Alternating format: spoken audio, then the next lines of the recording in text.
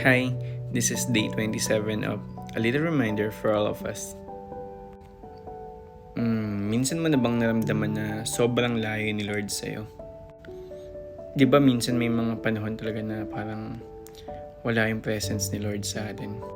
Meron akong isang verse na nabasa mula sa Ezekiel chapter 34 verse 11. At ang sabi doon, ito ang ipinapasabi ng Panginoong Yahweh. Ako mismo ang maghahanap at mag-aalaga sa aking mga tupa. Take note, sabi ng Panginoon, ako mismo ang maghahanap at mag-aalaga sa aking mga tupa. At ang tupang hahanapin at aalagaan, walang iba kundi ikaw. Tayo.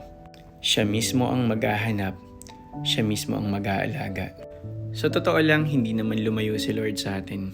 Ang totoong lumayo, walang iba kundi tayo. Kasi kahit kailan, hindi naman siya nang iwan sa atin.